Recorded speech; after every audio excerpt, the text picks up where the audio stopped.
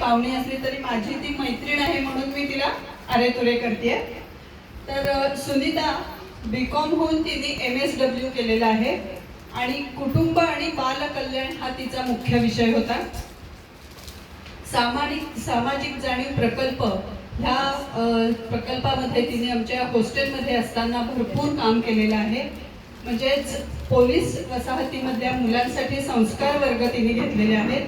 फुलगावचं जे बाल सदन आहे तिथे तिने पूर्ण वेळ काम केलंय. महिला आणि बालविकास या क्षेत्रामध्ये गेली 40 वर्षाचा तिचा अनुभव आहे आणि भारतीय समाज सेवा केंद्रामध्ये शाखेची संचालिका म्हणून तिने काम केलंय. त्याच्यामध्ये नवजात बालक ते 6 वर्षा वयातील निराधार बालकांचे संगोपन, त्यांचे जन्मदाते पालक शोधून त्यांना शक्य असेल तर त्यांच्या पालकांकडे सुपूर्द करणे हे काम केलेलं आहे. त्याचप्रमाणे पूर्ण निराधार बालकांना कायदेशीर प्रक्रियेद्वारे योग्य पालकांना दत्तक देऊन त्यांचे पुनर्वसन केलेलं आहे. आणि जे पालक दत्तक घेऊ इच्छितात त्यांना दत्तक घेण्याच्या आधी आणि नंतर समुपदेशनाचंही काम केलेलं आहे. नवजीवन मतिमंद मुलांची शाळा, जानकी देवी बजाज समाज सेवा केंद्र, आस्था फाउंडेशन ह्या सगळ्या ठिकाणी मुख्य संचालिका म्हणून काम केलेलं आहे. आणि त्याचबरोबर तिला सामाजिक कार्यकर्ती म्हणून अनेक पुरस्कार मिळालेले आहेत. त्याच्यामध्ये आविष्कार फाउंडेशन कोल्हापूर यांच्याकडनं राजमाता जिजाऊ पुरस्कार मिळालाय. 8 मार्चला राष्ट्रीय निवडणूक आयोगाकडनं महिला दिनानिमित्त सन्मान झालाय. महाराष्ट्र शासन महिला व बालविकास मंत्रालय तर्फे पुण्यश्लोक अहिल्याबाई होळकर पुरस्कार मिळालेला आहे. नांदेड जिल्ह्यातर्फे शंकरराव चव्हाण गुरुरत्न पुरस्कार मिळालाय. आणि खरं तर यादी खूप मोठी आहे. सावित्रीबाई पुरस्कार, मातृवंदना पुरस्कार, SV कुलकर्णी पुरस्कार, कर्तृत्वशालिनी पुरस्कार, सखी गौरव, सामाजिक सदाचार संवर्धक, ईशा पुरस्कार हा तर स्वर्गीय वैभव फळणीकर मेमोरियल ट्रस्ट तर्फे तिला मिळालेला आहे. त्याच्यानंतर DV निकम पुरस्कार आणि समर्थभूषण पुरस्कार, श्रीमती गोपिकाबाई धानुका उत्कृष्ट समाजसेविका यांच्याकडनं तिचा महिला गौरव म्हणून पुरस्कार, असे अनेक पुरस्कार तिला आत्तापर्यंत मिळालेले आहेत.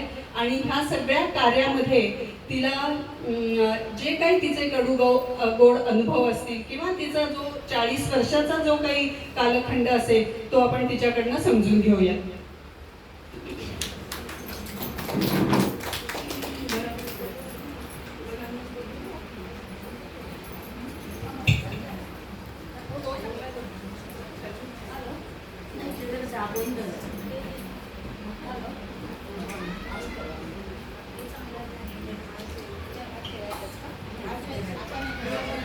हॅलो, येतो मागे आवाज? ओके. तर सुनीता, मला असं वाटतं की ह्या 40 वर्षामध्ये तुझ्या आयुष्यामध्ये अनेक अनुभव आले किंवा अनेक अनुभवांना तू सामोरी गेलेली आहेस, संकटांना सामोरी गेलेली आहेस. तसंच माझ्याही आयुष्यामध्ये 40 वर्ष झाली आहेत मी प्रॅक्टिस करून. तर आपल्याला ह्याच्यामध्ये ज्या समाजाशी आपण संलग्न होतो त्यांच्यातले जे प्रॉब्लेम्स असतात त्याच्याशी आपल्याला थोडंसं त्यांच्याशी मिळतं जुळतं घेऊन त्यांचे प्रॉब्लेम्स काय आहेत हे आपल्याला ओळखून त्यांच्याशी बोलायला लागतं. तर योगायोग अगदी असा आहे की मागच्या आठवड्यातच माझ्याकडे एक कपल आलं होतं आणि त्यांना असाच इश्यू होत नव्हता.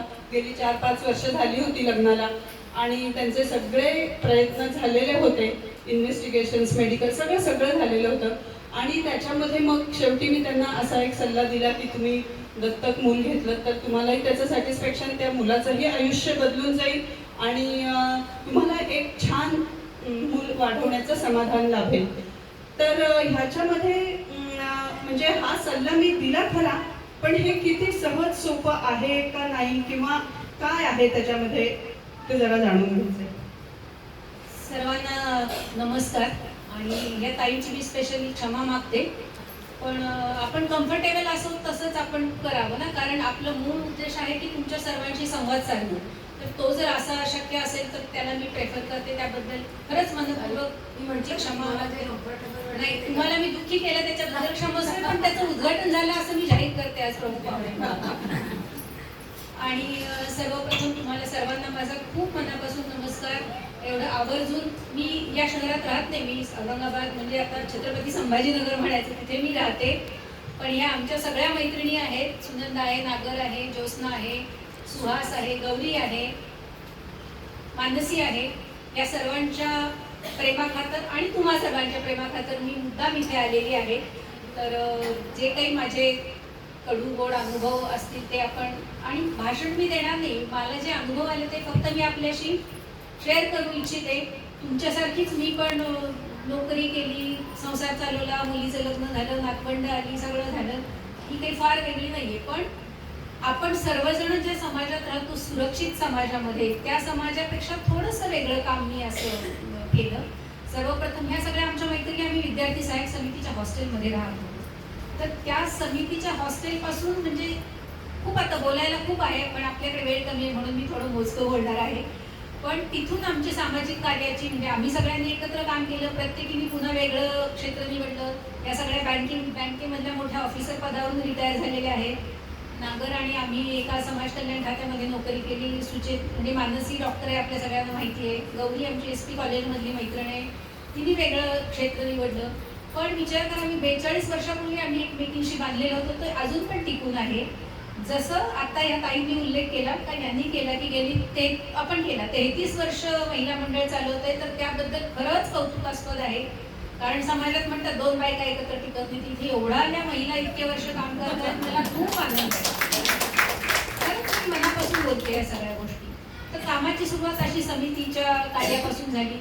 मग त्यानंतर मला ते खूप, म्हणजे मला माहित नाही, पण मला लहानपणापासून असं गरीब किंवा मी पण गरीबच होते, मी काही श्रीमंत नाहीये, पण आपल्याला निदान डोक्याला छप्पर खायला प्यायला तरी मिळतं. अशी खूप मुलं, खूप बायका अशा आहेत की ज्यांना काही नाही, डोक्याला छप्पर नाहीये, खायला अन्न मिळत नाहीये.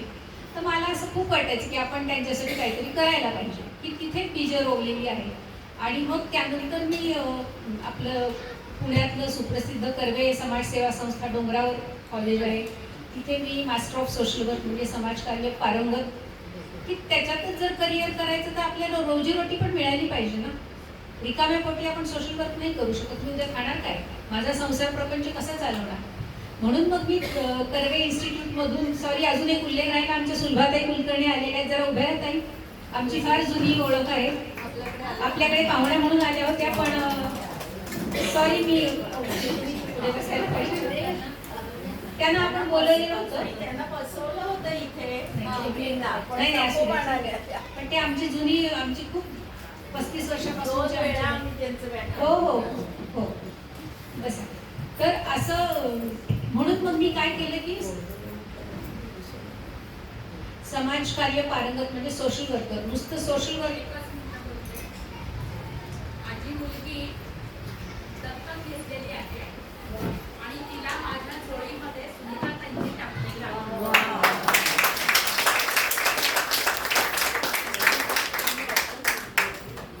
त्यांनी दत्तक घेतलेली आहे मुलगी, ती माझ्या, आम्ही म्हणजे मी त्याच्यामध्ये भाग होते माध्यम म्हणून. देत कोणी काही नसतं, कर्मदेवाने दिलेलं आहे आणि त्यांनी घेतलेलं आहे.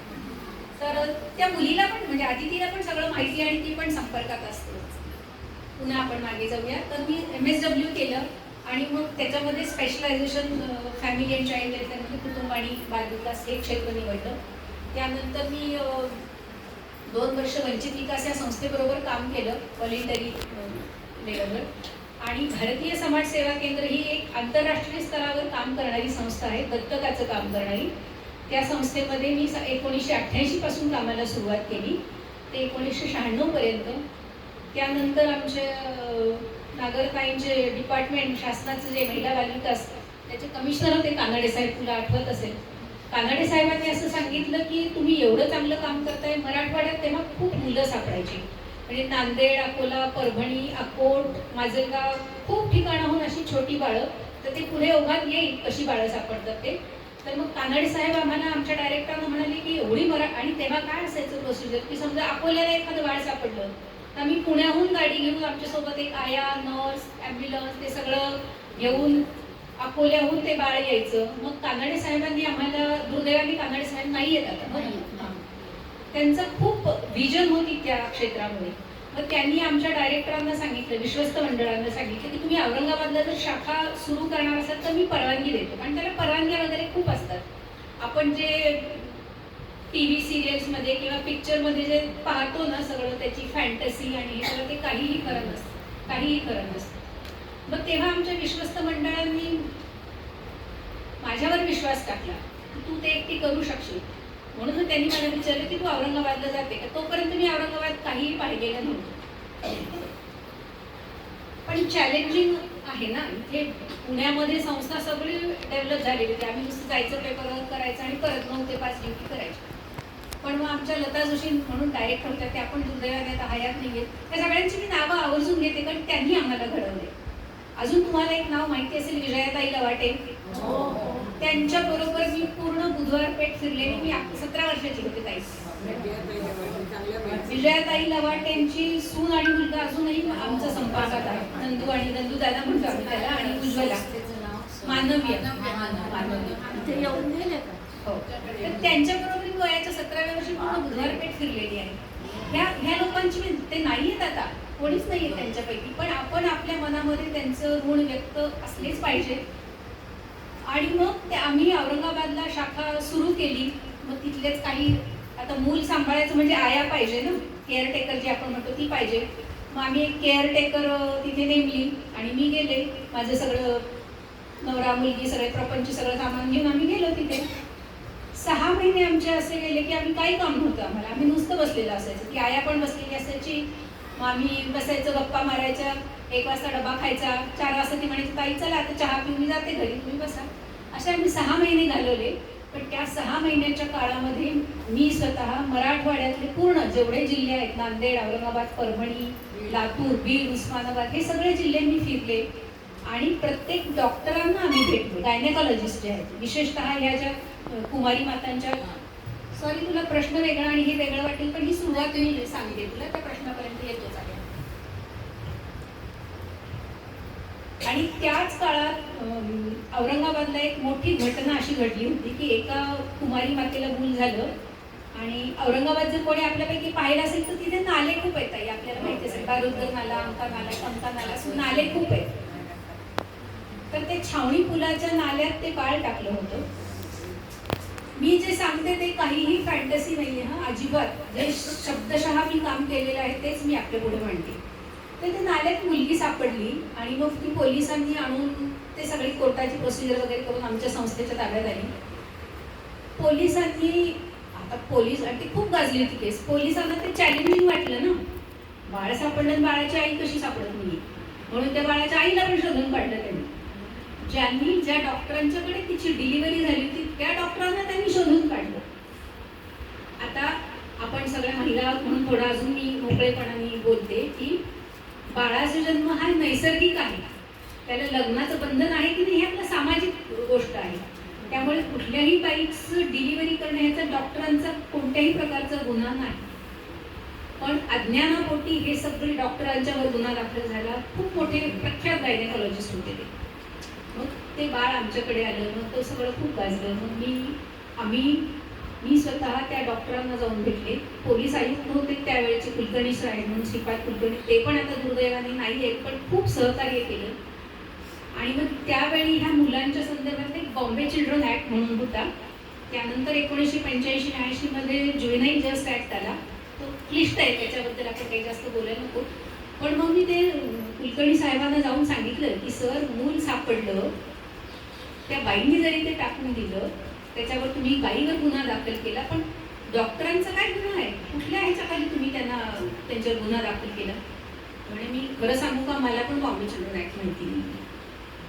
तिथपासून आम्ही ही 96 सालची गोष्ट सांगते, 95-96ची गोष्ट. मग त्यावेळेला आम्ही काय केलं की जागृती जी आहे, डॉक्टरांना आम्ही सांगितलं की त्याच्या आधी काय होतं की इंड्यूस डिलिव्हरी, आपल्या सगळ्यांना माहिती की फोर्सफुली डिलिव्हरी, पिटोसिन वगैरेला डॉक्टरांच्याकडे मी बोलणं चुकीचं आहे.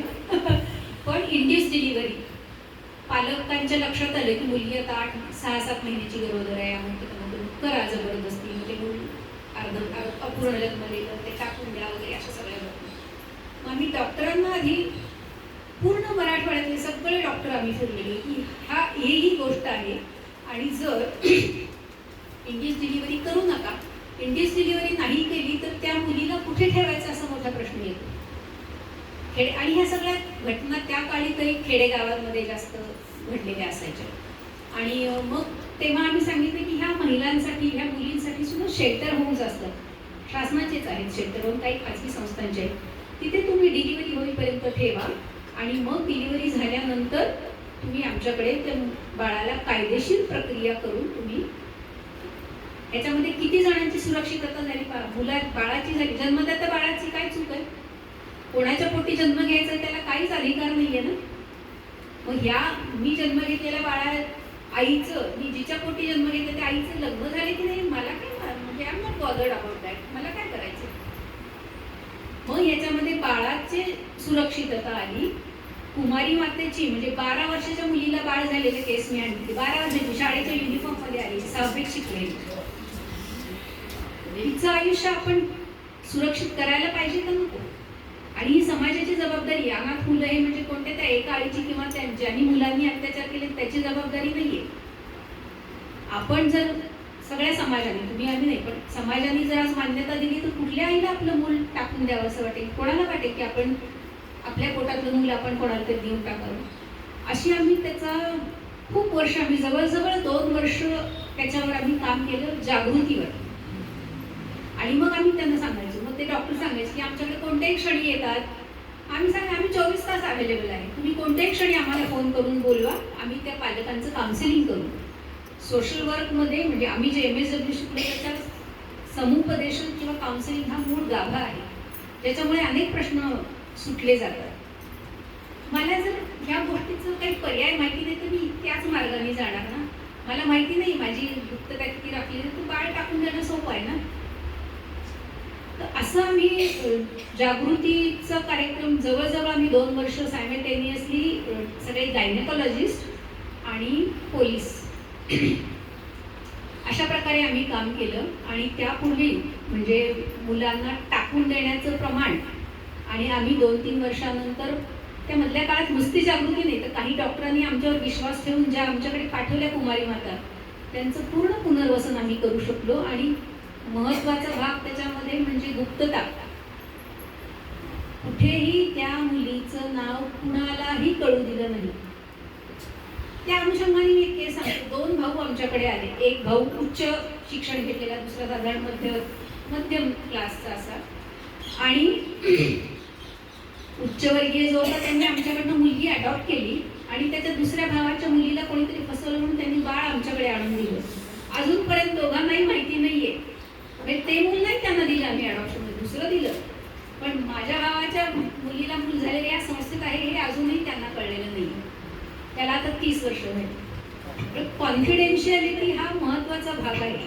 त्यामुळे आपण TV सिरियल, सिनेमामध्ये जातो, तुझं बाळ हिला दे ग, हिच्या ओटी झालं, असलं काहीही करायचं नाही. That is not allowed. ते गुन्हा आहे, बेकायदेशीर आहे. त्यामुळे असल्या गोष्टी आम्ही कधीही आमच्या संस्थेने, आम्ही पर्सनली कधीही केल्या नाही. त्या काळामध्ये टाकून देण्याचं प्रमाण जे होतं, मूल टाकून देण्याचं प्रमाण, टाकून दिलेली मुलं अर्धवट अवस्थेत म्हणजे 6 महिन्याची, 7 महिन्याची, प्रीमॅच्युअर टाकून दिल्यामुळे कोणी कुत्र्याने त्याचे पाय लचके तोडले, कोणी काय काय अतिशय वाईट अवस्थेत मुलं सापडली गेली.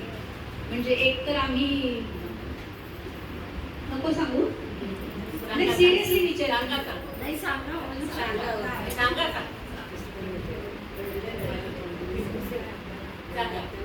नाही खरं विचारते मी. मी का मुद्दाम सांगते या गोष्टी की आपण, तुम्ही आम्ही खूप सुरक्षित आयुष्य जगतो आहोत. आपल्या डोक्यावर छप्पर आहे, आपल्या 2 वेळा खायला मिळते. आणि हे अशी खूप समाजाची काळी बाजू आपल्या पण याच्यामध्ये आहे. अशा प्रकारची मुलं संस्थेमध्ये आल्यामुळे ते बाळ नॉर्मल स्टेजला येईपर्यंत खूप दिवस जातात. म्हणजे जे आपलं नॉर्मल घरातलं बाळ 3 महिन्याचं असतं ते ह्या संस्थेच्या मुलाला 9 महिन्याचे माइलस्टोन तसे असतात. मग त्याऐवजी जर मुलीला गुप्त सगळी तिची कॉन्फिडेन्शियलिटी ठेवली आणि पूर्ण दिवसाचं बाळ जन्माला आलं, मुलीला पण त्रास होत नाही, कारण इंड्यूस डिलिव्हरी म्हणजे त्रासच आहे ना तिच्या शरीराला, मनाला, सगळ्याच गोष्टी.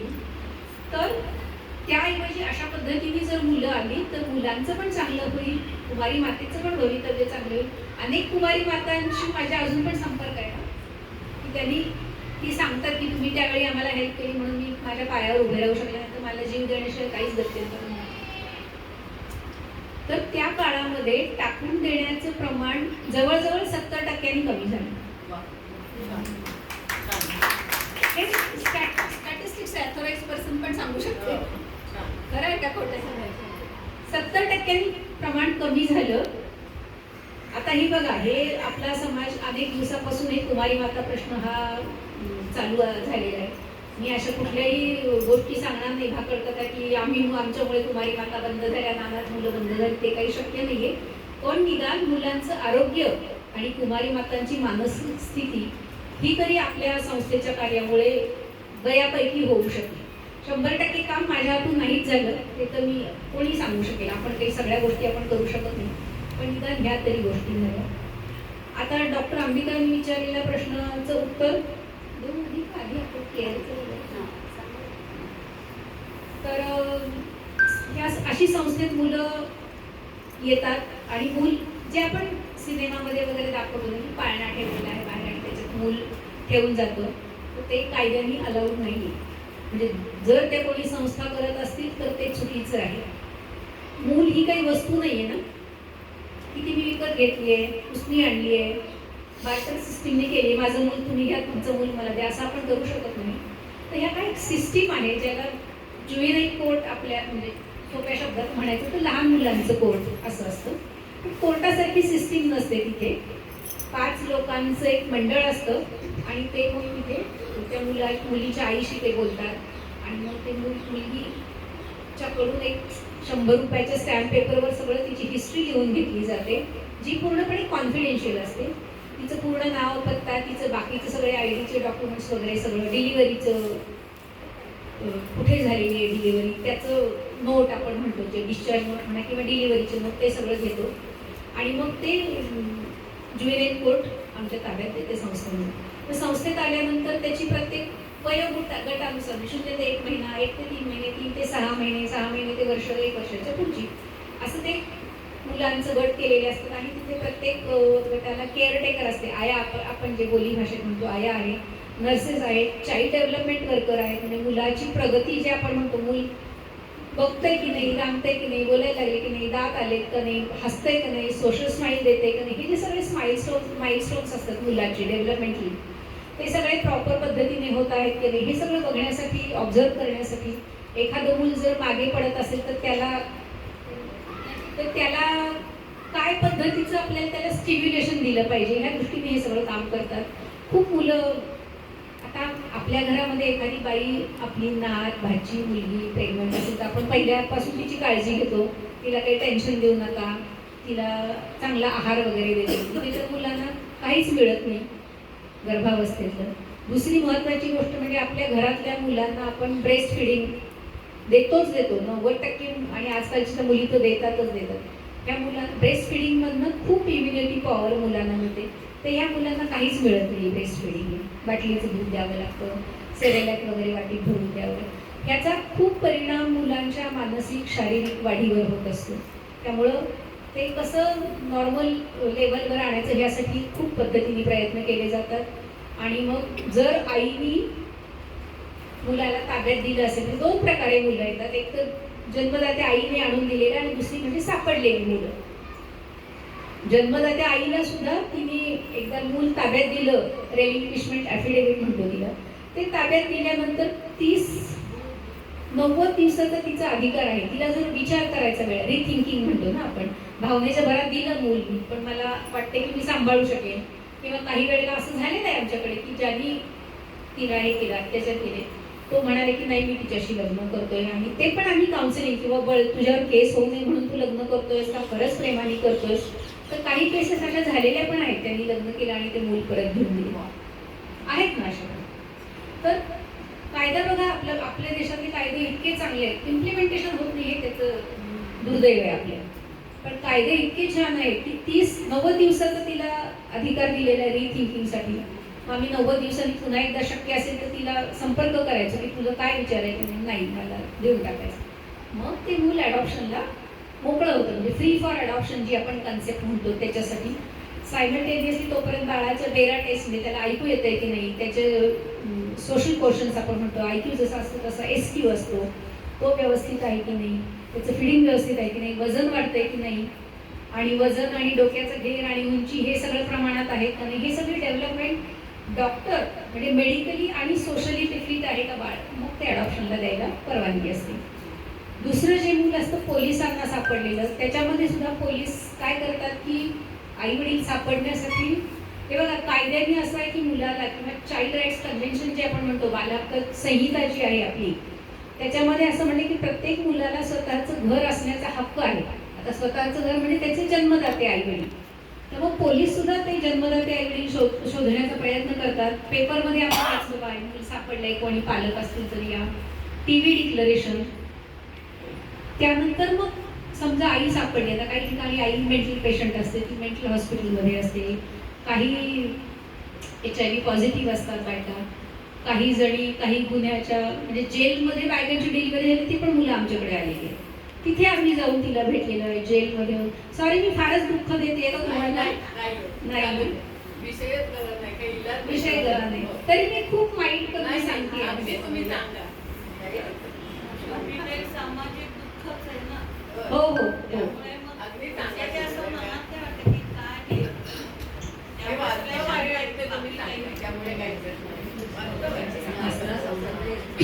आम्हाला माहिती होईल. आणि मेंटल हॉस्पिटलमध्ये सुद्धा मी खूप वेळा गेले, म्हणजे असं रस्त्यात बाईची डिलिव्हरी झाली, बाळ रस्त्यावर पडले आणि ती मेंटल पेशंट बाई होती, फिरत होती इकडे तिकडे. मग पोलिसांनी तिला ताब्यात घेऊन मेंटल हॉस्पिटलमध्ये, मग आम्ही तिचे नातेवाईक शोधून कोण आहे का हे सगळं बघितले. असं खूप आम्ही मॅडम दिवसभर पण मी या विषयावर बोलू शकतो, इतके अनुभव आहेत, पण आपल्याला थोडक्यात मांडायचं आहे. मग पोलिसांच्याकडून जेव्हा हे अफायनल रिपोर्ट येतो किंवा आता हे बाळाचे कोणीही नातेवाईक पालक सापडत नाही, मग ते अडॉप्शनला आम्ही दाखवायला सुरुवात करतो. आता मानसीने विचारलेला प्रश्न की अडॉप्शन आपण खूप ठिकाणी पाहतो ना, म्हणजे TV बघताना, पिक्चर बघताना, बायको दुःखी आहे, नवरा ऑफिसमधून एक बाळ घेऊन येतो, हे तुला वाढदिवसाचं सरप्राईज गिफ्ट असते ना ताई, असते की नाही मला सांगा. खूप ठिकाणी दाखवतात वाढदिवसाचं गिफ्ट आहे. आपण गिफ्ट कशाचे देतो? पेन, पेन्सिल, साडी, अमुक गिफ्ट देतो. मुली काय गिफ्ट द्यायची वस्तू आहे का? अशा पद्धतीचं कुठल्याही प्रकारचं बेकायदेशीर अडॉप्शन चालत नाही, किंवा काही डॉक्टर करत असतील तर तो गुन्हा आहे. आमच्याकडे जेव्हा जसं आता मुलांची बाजू सांगितली तशी आम्ही दत्तक पालकांची पण बाजू सांगतो. आता दत्तक पालक, मी जेव्हा काम करायला सुरुवात केली 1988-89 मध्ये, तेव्हा काय असायचं की पुन्हा मी सांगते की आपण इथे सगळ्या महिला असल्यामुळे थोडं अधिक मोकळेपणाने मी बोलते की बायकोला म्हणजे बाईला पाळी यायची बंद झाली की आता खात्री झाली ना मूल येणार नाही, पण तेव्हा अडॉप्शनचा विचार करायला सुरुवात करायचे लोक. म्हणजे बाईचं वय साधारण 45-48, नवऱ्याचं वय 50-52. मग आता आपण विचार करा की 50-52 म्हणजे साधारण आता आपल्यासारखे नातवंड घ्यायची वेळ आलेली असते, त्यावेळी तुम्ही मूल अडॉप्ट करणार. पण त्यावेळेला कसं होतं की एवढी दत्तक पालकांची म्हणजे दत्तकेची पालकांची एवढी संख्या पण नव्हती, त्यामुळे तसं आम्ही तसं पण दिलेलं आहे. पण हळूहळू जसं जसं काळ बदलला, समाजाचा जागृती वाढली, अवेअरनेस वाढला, तसं तसं आताची तरुण पिढी, मी सांगते तुम्हाला की एक लग्नानंतर साधारण 4-5 वर्ष वाट बघतात आणि काही तर असं ठरवतं की आम्ही ट्रीटमेंट काहीही घेणार नाही, नॅचरली झालं तर झालं, नाही तर आम्ही अडॉप्ट करू. हा खूप मोठा बदल या 30 वर्षाच्या काळामध्ये घडलेला आहे. त्यामुळे काय होतं की तरुण जोडपी असली तर छोटं बाळ 3 महिन्याचं अडॉप्शन दिलं की ते त्यांच्यासारखंच होतं ना, म्हणजे सामावलं जातं त्याच्यामध्ये, फॅमिलीतला एक भाग होऊन जातो, मिसळून जातो. तर त्या दत्तक घेण्याला सुद्धा एक प्रक्रिया आहे. तर दत्तक इच्छुक पालकांनी संस्थेकडे नाव नोंदणी करायची असते. आता त्याच्यात पण खूप बदल झालेत, आता सगळं ऑनलाईन झालेलं आहे. त्यामुळे दत्तक इच्छुक पालकांनी त्यांची नाव नोंदणी करायची, रजिस्ट्रेशन करायचं. कारण आता परिस्थिती उलटी झाली आहे, दत्तकासाठी उपलब्ध असलेली मुलं खूप कमी आहेत आणि पालकांची संख्या खूप वाढली आहे. आता साधारण 4 वर्षाचं वेटिंग पिरियड आहे. पण मला असं सांग नाही, पण मला असं म्हणायचं की आता ही संख्या वाढते आहे, ही जरा चांगली गोष्ट आहे. पण ते आई वडील किंवा पती पत्नी आहेत, पण आत्ताच्या ह्या समाजामध्ये अविवाहित स्त्री आणि पुरुष एक एकटे दत्तक घेऊ शकतात का? हा सिंगल पेरेंटिंग. सिंगल पेरेंट जे आहेत म्हणजे ती बाई किंवा पुरुष सिंगल असेल, डिवोर्सी असेल, विधवा असेल तर ते घेऊ शकतात.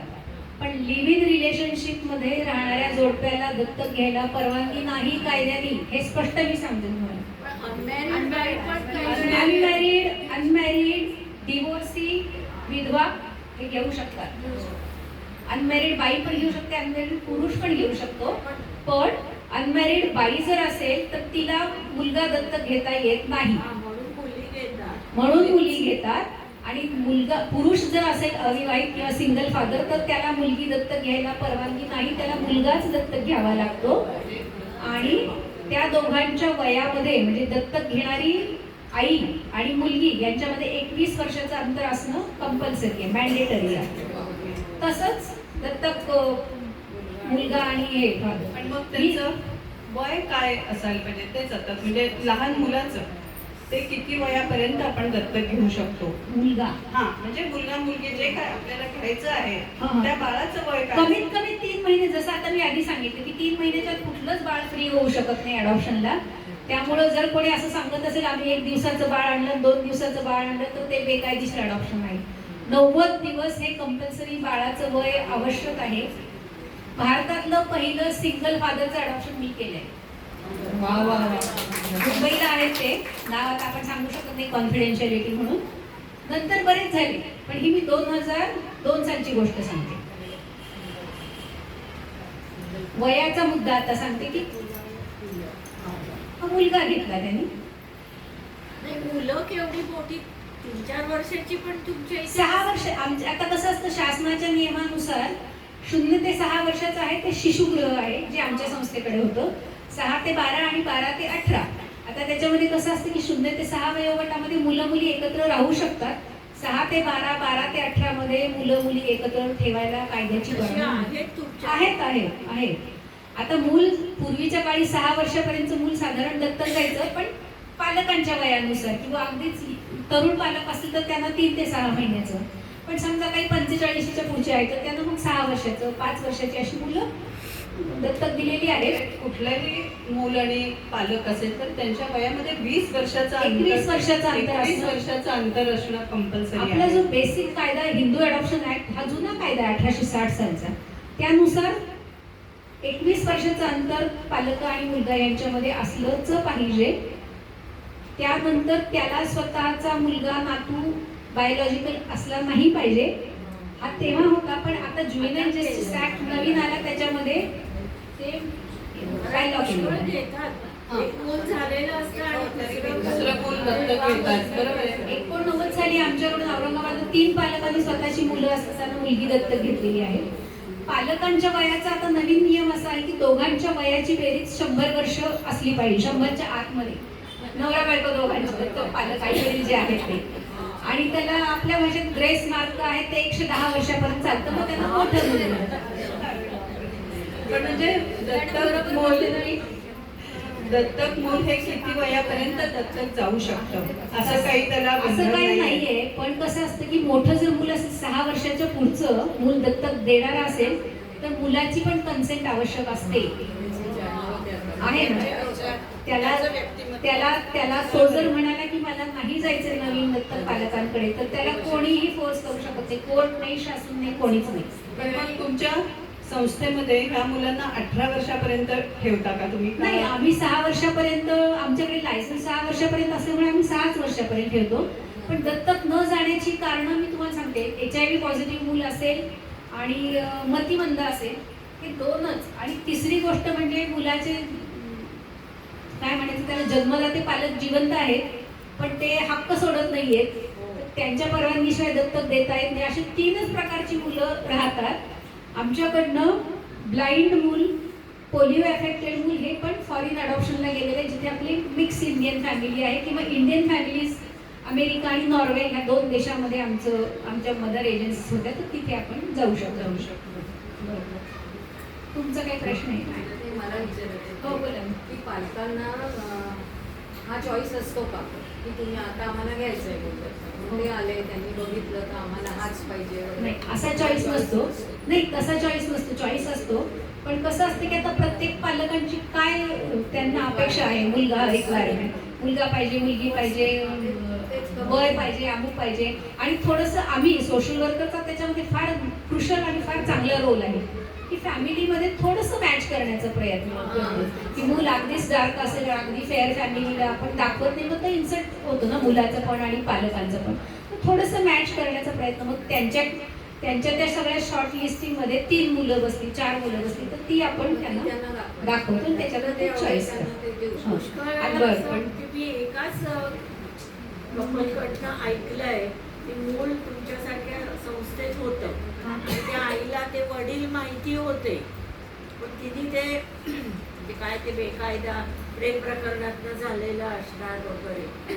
मग त्यांना कळलं ह्या पेरेंट्सना की हा फार हुशार कलेक्टर लेवलचा माणूस आहे याचे वडील असं आणि त्यांनी ते घेतलं हुशार वडिलांचा मुलगा म्हणून असं एक फॅमिली माझ्या माहितीत आहे. नाही आता कसं मी सांगू का, संस्थेतून जे आपण कायदेशीर अडॉप्शन, हे बघा प्रत्येक जिल्ह्याचे जे डिस्ट्रिक्ट जज आहेत, टॉप अथॉरिटी, कलेक्टरपेक्षाही वरची अथॉरिटी ना डिस्ट्रिक्ट जज, त्यांनाच फक्त पॉवर आहे. आम्ही समजा सगळ्या गोष्टी, आता दत्तकाची प्रोसिजर मी सांगते पुढे जाऊन, पण आम्ही सगळं म्हटलं आणि आम्ही पिटिशन फाईल केलं आणि डिस्ट्रिक्ट जजनं जर वाटलं की याच्यामध्ये हे नाही आहे तर ही कॅन डिनाय डिस्ट्रिक्ट जज. आपण कोर्टात गेलं तर म्हणून मी सांगते ना की हे इलिगल किंवा प्रायव्हेट अडॉप्शन किंवा सिक्रेट अडॉप्शन हे त्यांना म्हणजे अंडरस्टँडिंग नाही होतं असं काही त्यांनी जाहीर केलेलं नव्हतं. बाहेर लोकांना कोणाला माहिती आहे फक्त आम्हाला काही लोकांनाच माहिती. पण सर त्याला मी सांगू का, त्याला ते कायदेशीर अडॉप्शन आम्ही म्हणतच नाही नाही कायदेशीर झालं पण ती सांगायची मूल असं. पण कायदेशीर कसं केलं, याच्याप्रमाणेच नियमाप्रमाणेच झालं त्यांना तेच पर्टिक्युलर मूल असं संस्था नाही देत. मी तरी ते पुण्यामधलं पण मी काम केलं 15 वर्ष. पण मग असं माहिती असलेलं किंवा नातेवाईकांमध्येच एकमेकांमध्येच अंडरस्टँडिंगनी माझं मूल तू सांभाळ किंवा काय असं होतं आणि मग समजा एक होत नसेल आणि दुसऱ्या एकाच घरामध्ये फक्त जावेला होत नसेल तर दुसऱ्या जावेकडे मूल दिलं जातं की तू सांभाळ माझं एक माझ्याकडे. पण मग अशा वेळेला त्या मुलाचं समजा पुढे जाऊन इस्टेटीचा प्रॉब्लेम आला तर ते बायोलॉजिकल आईकडनं येणारी इस्टेट का दत्तक गेलाय त्या आई वडिलांची इस्टेट, म्हणजे त्याला काय कसा न्याय मिळतो. आता हे मी आता जसं सांगितलं तसं की लिगली नाही मी सांगते ना, सर्वात मोठी अथॉरिटी जी आहे ती डिस्ट्रिक्ट जज, त्यांनी एकदा अडॉप्शनची ऑर्डर केली फायनल की ती कुठल्याही परिस्थितीमध्ये रद्द होत नाही. Even if parents are not there, अशा पण आमच्याकडे घडलेल्या आहेत की दत्तक घेतलं आणि आई वडील दोघंही गेलेले आहेत ॲक्सिडेंटमध्ये, पण जी आई वडिलांची प्रॉपर्टी आहे ती मुलाला बाय डिफॉल्ट ती त्याचीच आहे ॲज गुड ॲज बायोलॉजिकल सन. पण हे जे नातेवाईकांच्या मध्ये अडॉप्शन जे करतात ना ते सुरक्षित नाहीये मुलाच्या दृष्टीने. पुढे जाऊन मूल, ते पण केसेस माझ्याकडे काउन्सिलिंगला आलेले आहेत की भावानी दुसऱ्या भावाला दत्तक दिलं आणि आता दोघं भाऊ भांडतात, हे मूल माझे ते मूल माझे. अडॉप्शन हा विचार, अडॉप्शन ही जी संकल्पना आणि कायदा जो केलेला आहे तो सगळं चाइल्ड ओरिएंटेड आहे, मुलाला मध्यवर्ती ठेवून केलेला आहे. मला वाटतं मला काहीतरी माझी मातृत्वाची भूक भागण्यासाठी तसं नाहीये. मुलाला पालक मिळाले पाहिजे, चांगलं कुटुंब मिळालं पाहिजे, तर चाइल्ड ओरिएंटेड किंवा चाइल्ड फोकस हा सगळा कायदा आणि ही सगळी प्रक्रिया केलेली आहे.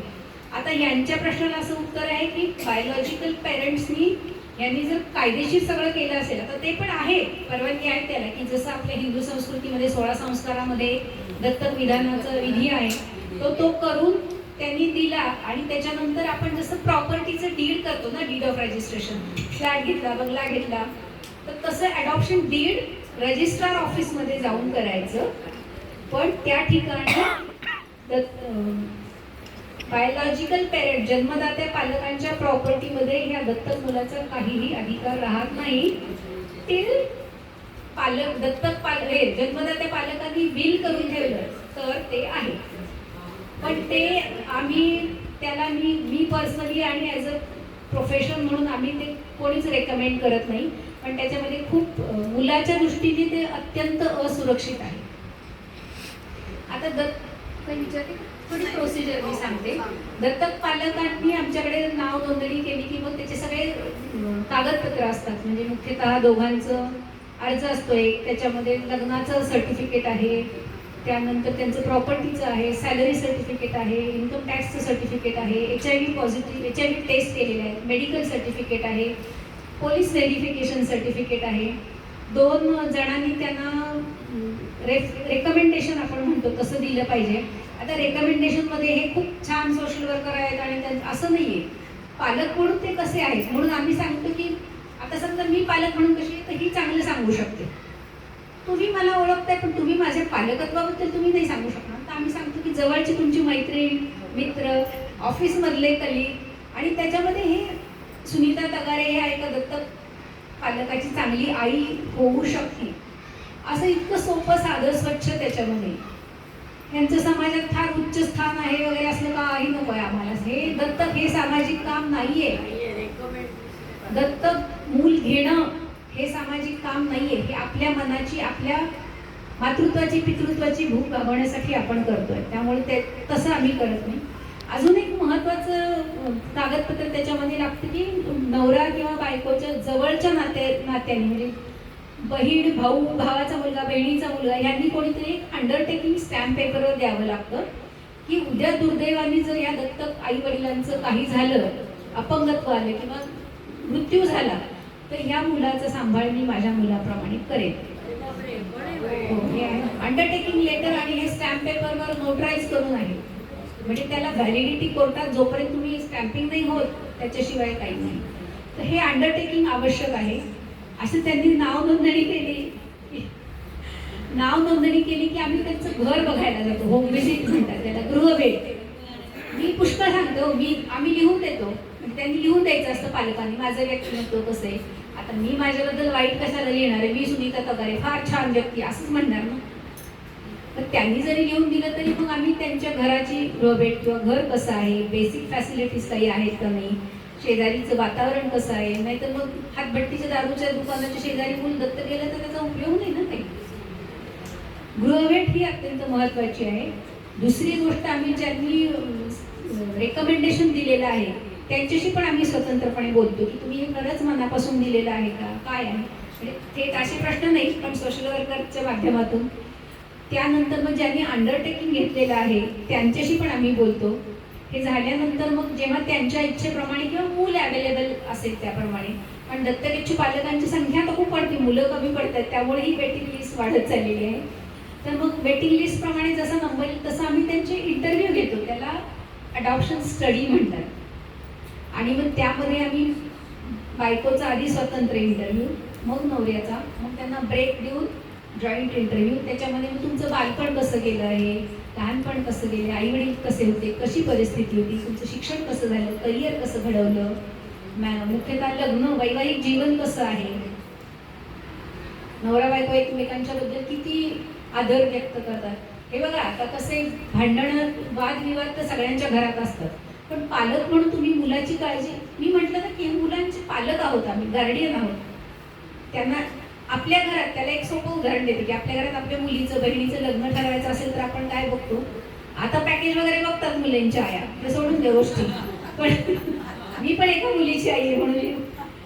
पण आपण काय बघतो, पैसा कमी असला तरी चालेल, मुलाचं कॅरेक्टर चांगलं पाहिजे, बरोबर. माणसं चांगली पाहिजेत, कारण 2 कुटुंब एकमेकांशी जोडली जात आहेत. तोच विचार किंवा तीच भावना याच्यामध्ये असते की आम्ही सांभाळलेलं मुलं आहे, मरणाच्या दाढेतून आम्ही आणलेलं आहे, त्याला चांगलं घर मिळालं पाहिजे. पैसा आहेच महत्वाचा, पण संस्कार किती ते देऊ शकतील, वातावरण कसं आहे, अशा पद्धतीचे त्यांचे इंटरव्ह्यू. आणि मग काही वेळेला असं लक्षात येतं ना की नवरा म्हणतो नाही मला मी तर दिवसभर बिझी असतो, हो मला कुठे वेळ आहे, तिच्यासाठी मी घेतो. त्या ठिकाणी आम्ही त्यांना समजून सांगितलं की मग खूप जर तो पुरुष ॲडॅमंट असेल तर आम्ही त्या बाईला समजून सांगतो की तू मूल घेणार आहेस, पण उद्या तुझ्या नवऱ्याचं जर तुला साथ नाही मिळाली तर तू काय करशील.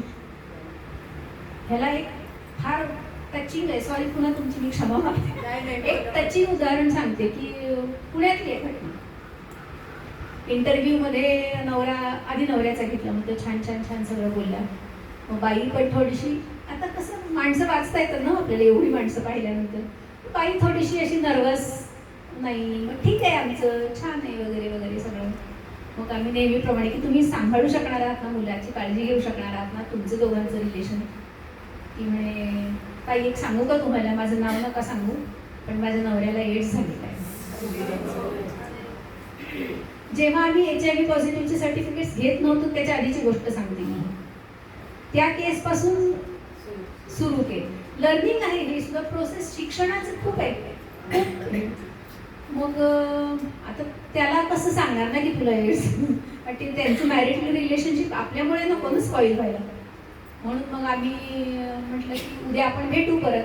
मग आमची आता तिथे संस्थेत कसं असतं की मी एकटी काही डिसिजन नाही घेऊ शकत, सगळे सोशल वर्कर असतात, डायरेक्टर असतात, विश्वस्त असतात.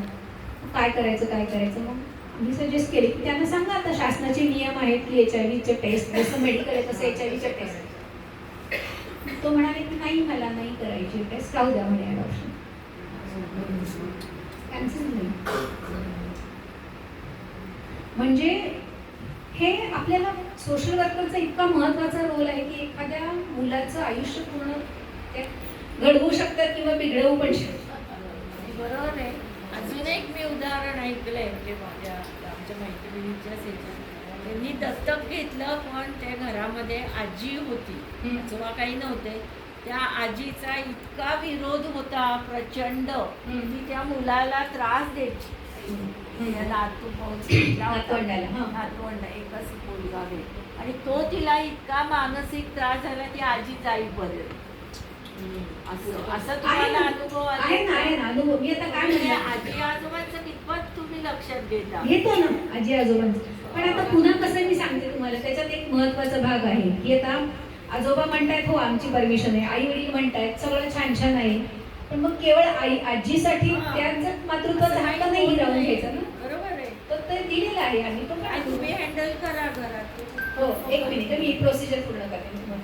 त्यानंतर मग आम्ही इंटरव्ह्यू वगैरे झाले की त्यांना एक साधारण 7-8 दिवसाचं पुन्हा रिथिंकिंगसाठी की आता हवेत झाल्या कल्पना सगळ्या आम्हाला, प्रत्यक्षात तुम्हाला मूल बघायचंय तर तुमची मानसिक तयारी करा. तर त्यांना आम्ही हे सगळं बॅकग्राऊंड सांगतो की मुलं कशा परिस्थितीत येतात, कशा परिस्थितीत वाढवलेली असतात आणि तुम्ही घरातल्या आपल्या नातेवाईकांच्या मुलाची तुलना ह्या मुलाशी करू नका. नाही ना माझ्या भावाचा मुलगा तर 7व्या महिन्यात चालायला लागला होता. प्रत्येक मूल हे वेगळं आहे आणि त्याची बॅकग्राऊंड वेगळी. ही मुलं कशा पद्धतीनं संघर्ष, तो अक्षरशः संघर्ष आहे मृत्यूशी आणि जगण्याशी रोजच्या. हा सगळा भाग करून पुन्हा एक 8-10 दिवस त्यांना रिथिंकिंगसाठी देऊन मग 10 दिवसांनी 12 दिवसांनी आम्ही त्यांना मूल पाहायला बोलवतो. मूल त्यांना आवडलं तर पुन्हा एक 3-4 दिवसाचा वेळ देतो की पुन्हा विचार करा तुम्ही. मग त्यांचं एकदा फायनल ओके आला की मग त्यांच्या डॉक्टरांना पण आपण मुलाला दाखवून देतो. आणि हे आमच्या डॉक्टरांनी पाहिलेलं असतं ना संस्थेच्या. त्याच्या बाबतीत आमच्याकडे खूप ट्रान्सफर्स आहे. तुम्हाला कोणत्या डॉक्टरांना, तुम्हाला ज्या डॉक्टरांना दाखवायचे त्यांना तुम्ही दाखवू शकता मेडिकली.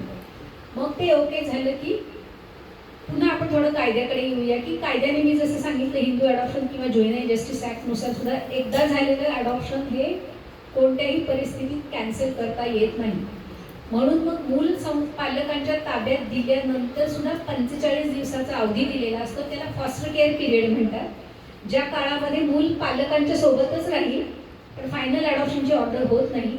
त्या 45 दिवसाच्या काळामध्ये पुन्हा एकदा आम्ही सोशल वर्कर त्यांच्या घरी जाऊन भेट घेतो.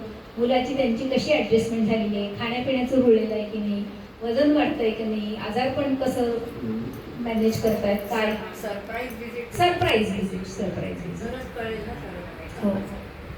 तर मग ते एकदा व्हिजिट झाली की तो रिपोर्ट आम्ही सगळा कोर्टाला सादर करतो. मग कोर्ट त्यांना हिअरिंगची तारीख देते की ह्या तारखेला तुम्ही या. आणि मग जज साहेब, मी तुम्हाला सांगते औरंगाबाद आणि पुणे, औरंगाबादला मी जास्त काम केलं, पुण्यात 15 वर्ष केलं, औरंगाबादला जास्त केलं. पण जेवढे सगळे डिस्ट्रिक्ट जज होते त्या सगळ्यांनी अतिशय चांगल्या पद्धतीने दत्तकाच्या विषयाकडे पाहिलेले आणि त्याची हाताळणी इतक्या संवेदनशीलतेने केलेली आहे आणि कॉन्फिडेन्शियली. असं जे आपण म्हणजे कोर्टाची जी असते की आरोपीचं हे वगैरे तसं कधीही कोणी घेतलं नाही असतं ते रेग्युलर केसेसमध्ये. पण अडॉप्शनच्या केसेस या सगळ्या त्यांच्या लंच टाईममध्ये त्यांच्या चेंबरमध्ये असं जज साहेबांच्या समोरासमोर बसून आम्ही ते सगळं हँडल केलेलं. तर तो जज साहेबांचा, अनेक जज साहेबांची संवेदनशीलता त्याच्यामध्ये खूप दिसली आणि मग जज तो सगळा रिपोर्ट आम्ही आधीच सादर केलेला सेट फाईल वाचून ठेवायच्या आदल्या दिवशीच. आणि मग त्यांना जर काही वाटलं प्रश्न तर ते खूप प्रश्न जवळजवळ म्हणजे अर्धा पाऊण तास ते हिअरिंग चालेल. मग करू का मी फायनल ऑर्डर देऊ का, पुन्हा तुम्हाला ते कॅन्सल करता येणार नाही. मग ती फायनल ऑर्डर होते, मग ती सगळं प्रोसिजर ती डिक्टेट होते ऑर्डर, मग ती रजिस्टर होते, मग त्याचे सर्टिफाईड कॉपीज मिळतात. आणि त्याला जोडून आम्ही औरंगाबादला मी काम करत असताना आम्हाला या दत्तक पालकांच्या बर्थ सर्टिफिकेटचा फार मोठा इश्यू येत होता. पण मग तिथे आमचे एक नाव घ्यायला का हरकत नाही, शरद कुमार पाटील म्हणून डिस्ट्रिक्ट जज होते, सिनियर डिस्ट्रिक्ट जज औरंगाबादचे. त्यांनी मग त्या कोर्ट ऑर्डरमध्येच मेन्शन केला एक क्लॉज त्या महानगरपालिकेला की ह्या महानगरपालिकेने ह्या दत्तक पालकांच्या नावाने बर्थ सर्टिफिकेट द्यावं. हे माइलस्टोन ठरलेले आहेत बरं का गोष्टी. ह्या छोट्या जरी असतील तरी ह्या मी सांगते की ही हिस्ट्री घडलेली आहे एखादी.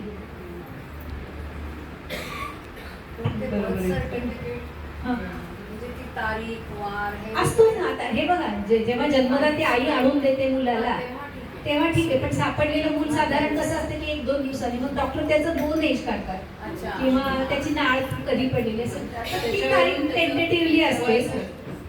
टेंटेटिव्हली असते सापडलेल्या मुलांची. ज्या मुलांना आईने आणून दिलेलं असतं ते तर बर्थ डेफिनेटली असते. तर तो एक ठीक आहे. नाही, पण अजूनही काही तुझ्या आयुष्यामध्ये असे माइलस्टोन ठरलेले आहेत की औरंगाबादमध्ये तिने काम सुरू केल्यानंतर ज्या वेळेला अशी मुलं सापडत होती आणि त्यांचं संगोपन करण्याची जबाबदारी ती घेत होती त्यावेळेला पोलिसांचा कितीतरी मोठा सहभाग त्याच्यामध्ये असायचा. आणि त्यावेळेला तिने असं सुरुवात केली की राखी पौर्णिमेला राखी पाठवायची, भाऊबीजेला एखादा फोन करायचा. तर ते लोक अजूनही तिची आठवण काढतात आणि अजूनही जर एखाद्या वेळेला तिची राखी गेली नाही तर विचारतात, सुनीता ते यावेळेला राखी का नाही आली, काय झालं. म्हणजे ह्या ज्या गोष्टी आहेत ह्या स्वतः तिने सुरू केलेल्या आहेत. त्यामुळे तिथल्या औरंगाबादमधल्या त्या संस्थेशी ही खूप निगडीत आहे. आणि खरं तर जसे काही कडू अनुभव असतील तसे गोडही अनुभव आहेत आणि ती बऱ्याच वेळेला आमच्याशी शेअर करते. त्यातला एखादा अनुभव त्यांना मी बोर करत असेल तसं तुम्हाला आज बोर केलेला आहे. पोलिसांचा रोल मी म्हटलं तसं की आम्ही औरंगाबादला जायच्या आधी किंवा एकंदरीतच आम्ही कामाला सुरुवात करायच्या आधी की पोलिसांना मुलं सापडतच होती, पोलीस घेतच होते कस्टडी.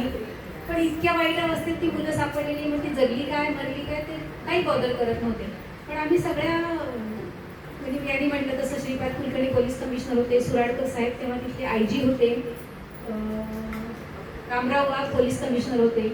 आम्ही सगळ्या पोलीस टॉप लेवलचे पोलीस अधिकारी DYSP, SP आणि PI यांची कॉन्फरन्स घेतली संस्थेमध्ये प्रशिक्षण संदर्भात बऱ्या मुलांच्या संदर्भात. आणि मग त्यांना दाखवलं की बघा तुम्हाला सापडलेली मुलं जगतायत का मरतायत अशी होती की आता मुलं चांगली टुमटुमीत घेऊन फिरतायत सगळीकडे.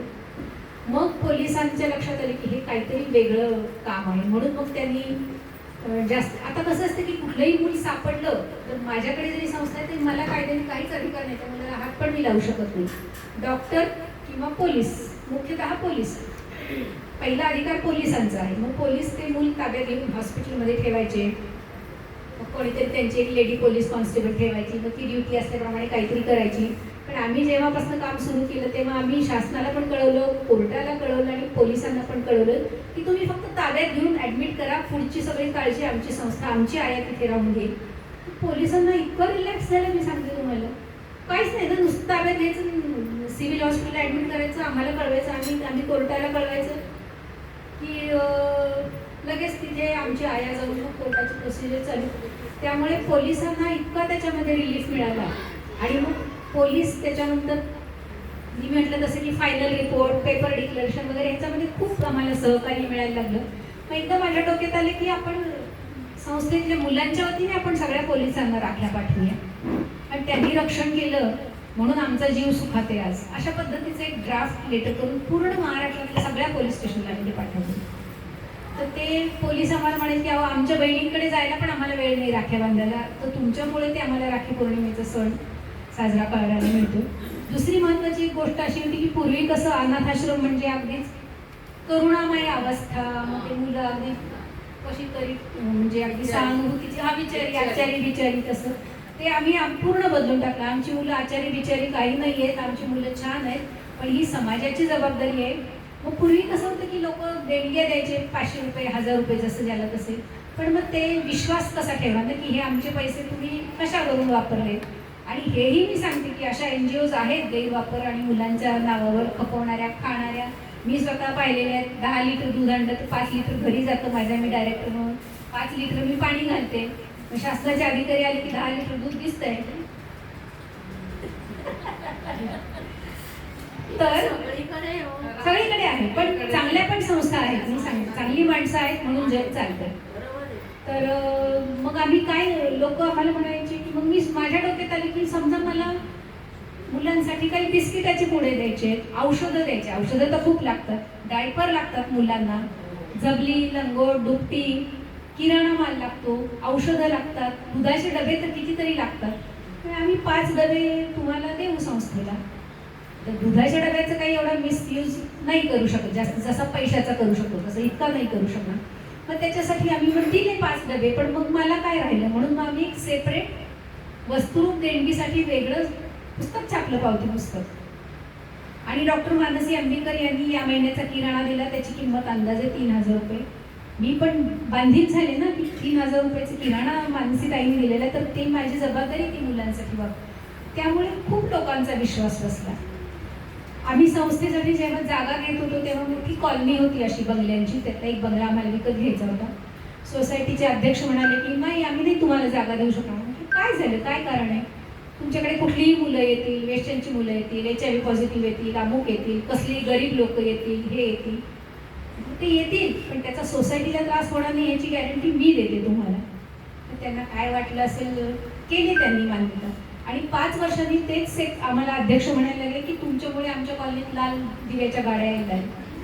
सगळे कलेक्टर दादा आपल्याला सगळ्यांना ऐकून माहिती आहे, ते आमच्या संस्थेत येऊन गेलेले आहेत. आत्ता मुख्यमंत्र्यांचे म्हणजे मेन सचिव आहेत विकास खारगे साहेब, ते कलेक्टर होते आमच्या शहरामध्ये, ते पण येऊन गेलेले आहेत.